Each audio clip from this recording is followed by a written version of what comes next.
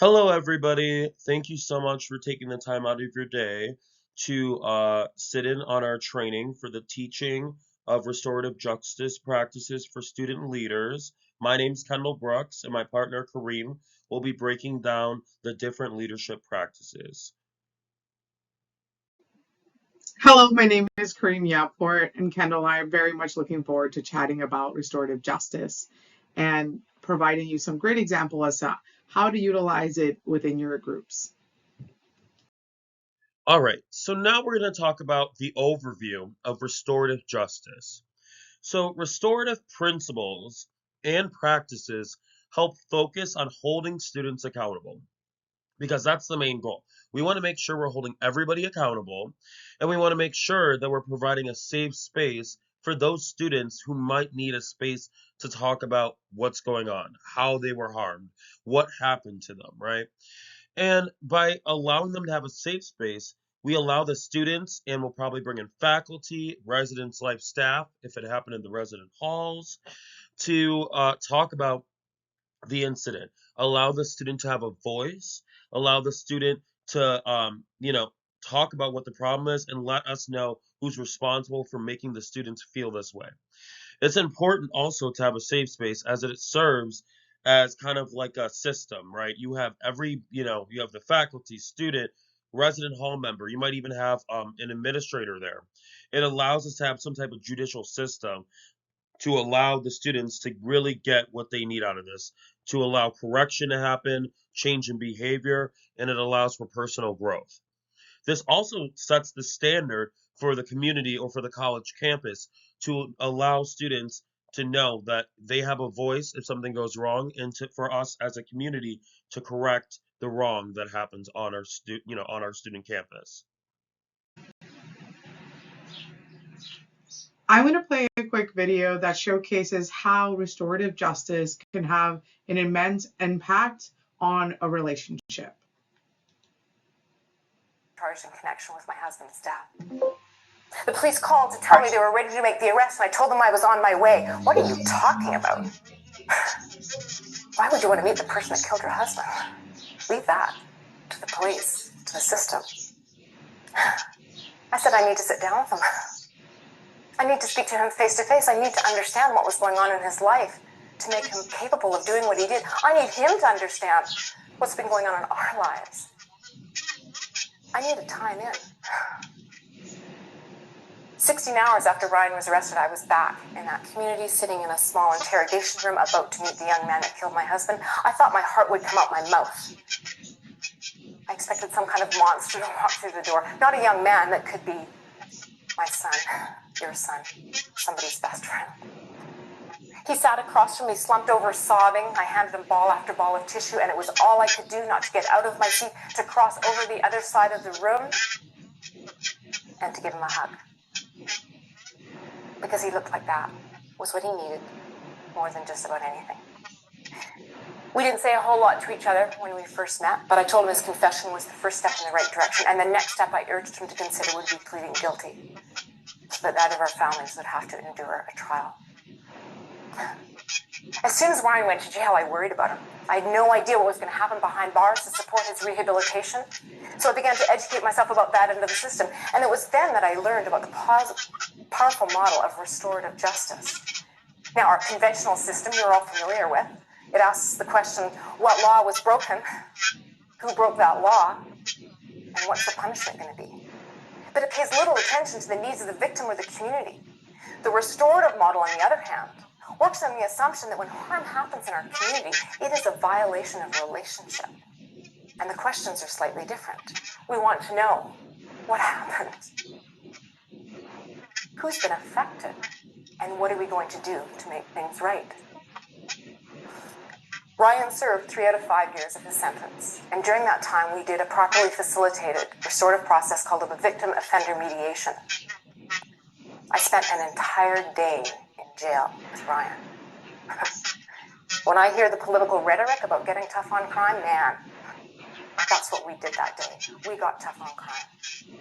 Lots of tears, Lots of long silences where neither of us could find the words, but ultimately it was an opportunity for us to find some humanity around a situation that to this point had been anything but humane. I don't think that Ryan went out that day with the intention of killing somebody, but what I understand now is that he made a series of poor choices throughout his adolescence and teen years that culminated in a fatal one that brought our lives together.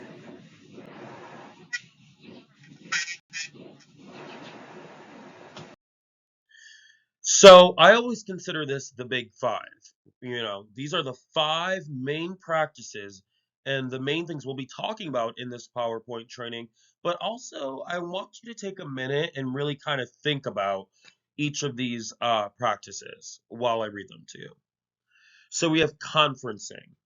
What do you think conferencing has anything to do with, social justice and restorative practices? We also have accountability. How does accountability affect social justice practices and restorative justice? The next one is community involvement. How does the community, whether it's a college campus, a town, how is the community being involved? How does that affect a social justice practice or movement or a restorative justice movement? And the next one is helping those harmed. So if you have someone who's getting harmed or who might have been like attacked or verbally insulted, how does this affect a social justice or restorative justice practice? And the last one is actions, right? How do our actions affect the movement, affect a social justice movement on a college campus or a restorative justice movement on a college campus? So I really want you to take a good minute to think about each of these points and kind of think about maybe an example because we're going to be breaking that down into each slide, talking about examples of each one and really diving deep into the meaning of each of these words. But I want you to take a moment to really think about does any of this affect me? Have I ever been affected by any of these bullet points, whether it's accountability? Have I ever been involved in a community social justice movement? Have I helped someone who was harmed? What are some of the actions I might have taken, right? So I want you to really think about this, and we're going to revisit this in the next couple slides. In restorative justice, there is a good step that's called conferencing. This is when you use the skills of having a formal conference to talk about the incident of the wrongdoing or any harm that was done.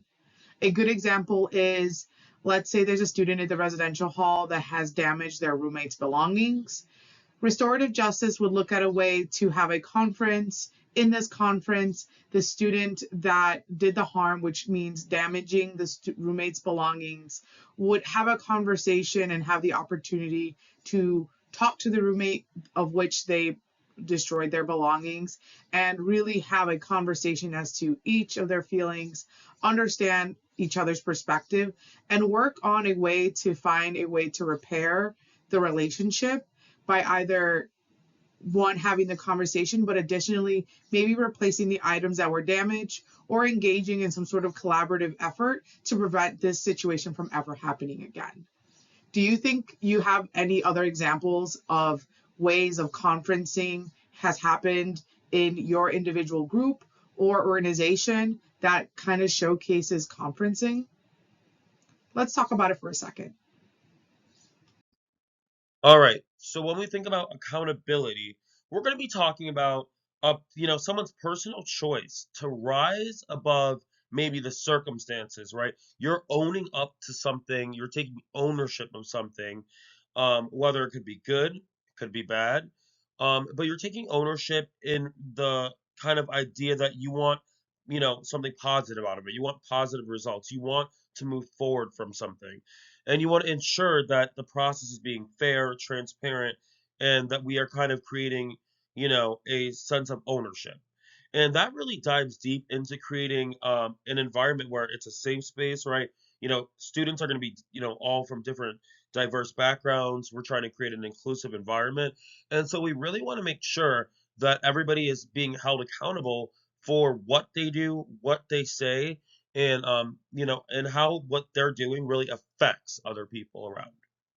So I wanted to provide an example of accountability too, right? So I said each member of the admissions team, let's take, Brockport for example.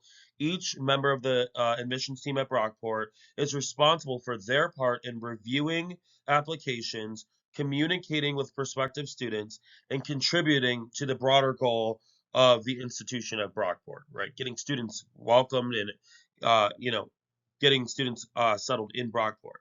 So when challenges arise, when issues come up, if something happens with the admissions counselor, they need to take accountability. They need to own up to maybe a mistake that they made in that admissions process, uh, and move forward from it as a team. They need to collaborate with other admissions faculty and get feedback so that way the same mistakes don't keep happening, right? Because we don't want a situation where people aren't taking accountability, people are putting the blame on other people.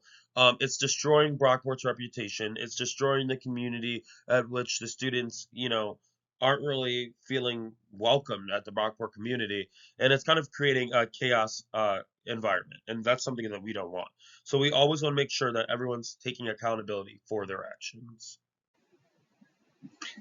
Another key aspect of restorative justice is community involvement. Community involvement focuses on building the relationships and promoting accountability, but also fostering an inclusive, supportive environment. This can happen in workshops where students like you, that are student leaders, can navigate conflict resolution, encourage empathy, but also bring in that sense of belonging within the community. A good example is, let's say a student vandalized a cultural center. They would join a restorative justice circle with those affected peers, maybe even faculty and community leaders, discuss the harm and have the student agree to, let's say, repair the damages that they've caused, and maybe help organize events to promote inclusivity and fostering that accountability, but also promote healing within the community after the damage was done. So this slide, helping those who are harmed, is going to be talking about the importance of creating safe spaces for students, allowing students to talk about the conflict that occurred, connecting those students with campus resources, counseling services, Title IX office, the dean's office. We want to make sure that students are offered support and that we're advocating for those students. Because when we look at restorative circles or conferences or all, different types of hearings to allow students to have a more inclusive healing process and a more centered approach, we want to make sure that we're giving the students all the resources that we can give them. We don't want students to be leaving the situation thinking, did this help or did this harm me even more? An example of this that we, kind of created is you're helping to create agreements to support healing and to prevent future harm. We're talking about creating trust with the students. We want the students to feel like they can go to their counselor, they can go to the student services, to their RD, to their professor. There is a sense of confidentiality, and we want to make sure that we are really providing that for the students. And so if you ever feel harmed, please know that we are here to help. That's why we're doing this training. I want you to have more information about this topic so you can make an educated guess and really know what you're going to do when you're in a situation like this, because this will happen to everybody. Lastly, the most important part of restorative justice are the restorative actions. These are the steps that are taken to rebuild and repair the harm, rebuild the trust, and restore the relationships after an offense or a conflict. These actions include apologizing, participating in community service, maybe even creating educational workshop, or restitution. In other words, paying back for the damages. Additionally, it could involve collaborative projects that benefit the offended person, or looking at ways to not just punish the wrongdoer, but really making things right. If we look back to one of our earlier examples of the student that damaged the dorm property, that student participated in the restorative circle, but also looked at and understood how they affected their peers and understood the impact of their actions and aimed to rebuild trust.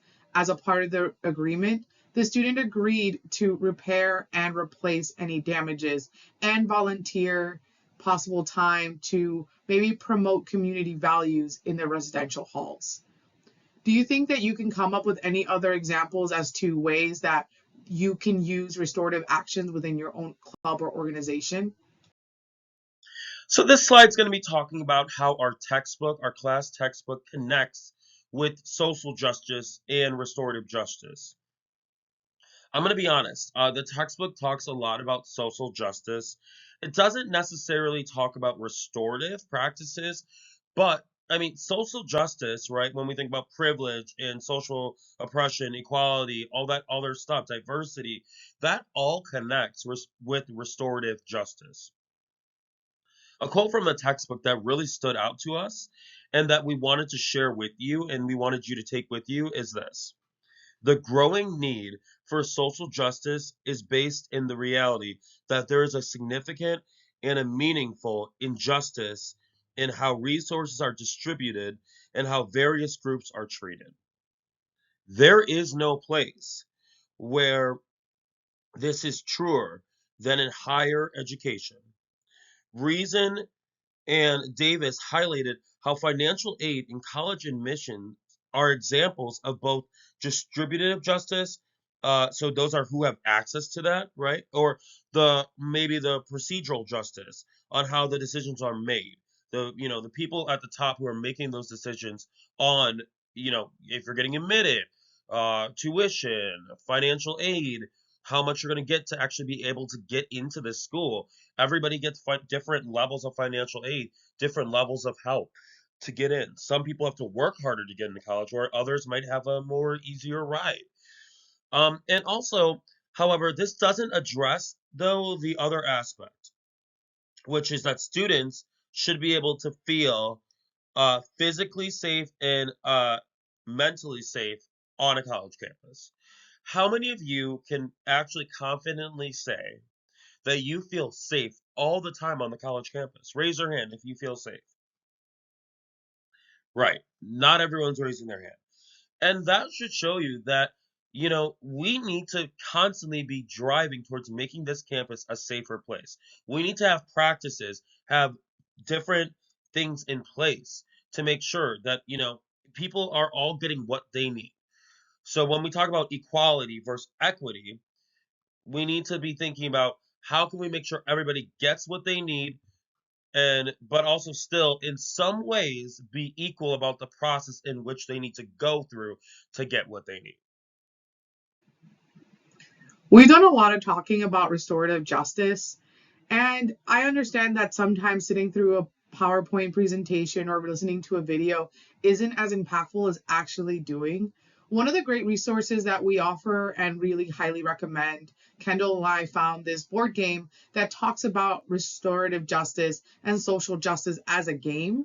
So maybe as a club leader, maybe you would want to maybe download the game and have your group and organization play through and just learn a little bit more about social justice and restorative justice, as well as we do have really great other references and resources for you to sit through, and I highly recommend using them.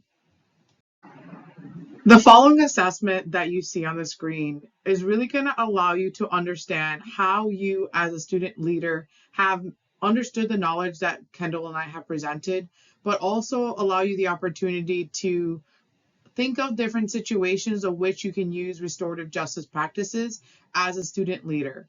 This assessment should take you roughly 10 to 15 minutes to fill out. The rating questions in section 1 should only take you roughly 2 to 3 minutes, and the rest of the time will be answering in 2 to 4 sentences the 5 short answer questions. I highly recommend pausing at this point in the video to take the time to answer these questions. For those of you who are curious, below are the listed references that you can actually look up. Just copy the link and learn more about social justice and restorative practices. We have the textbook, we have the actual Restorative Justice Conferencing graduate school website, which gives you so many resources on social justice and restorative justice, what it's about, where it came from. It talks about different programs that you can do yourself. We even have board games, and it really allows you to kind of have fun with this. You don't have to take everything super serious, right? And so that's why we wanted to create opportunities for like board game slide, and we wanted to make sure that you're still being able to kind of have fun with this knowledge, because it's hard to learn new things, but it's easier to learn things when you kind of have fun with it. So these are some of the references for our slides. Thank you again for taking the time out of your day to listen to our PowerPoint. Karim and I are so excited that we got to share this PowerPoint with you about restorative justice practices and social justice. In college, it's so important to making sure that we create safe spaces for all students. We need to make sure that you're really being inclusive about the actions you take and actually the speeches that you make. You have to be very careful about what you say to people and how that can affect someone, how that can harm someone. We want to also make sure that we're giving you guidance on where you can go so you can feel safe. Because a lot of times on a college campus, when you're by yourself, you're not going to always have someone by your side to guide you. So we want to make sure that you have Title IX, you have student services, you have mental support health groups on campus, you have your professors, you have residence life staff. You can always go to someone. And Kareem will finish it off here. Thank you. Kendall and I have done a lot of talking. Do you have any questions about any of the examples that we've given? Any particular steps regarding restorative justice that you would like to know, or how it can help you implement them into your individual group or organization? Or do you have any questions in general? We would love to hear your thoughts. This is a recorded presentation, but feel free to email either of us and we're happy to chat.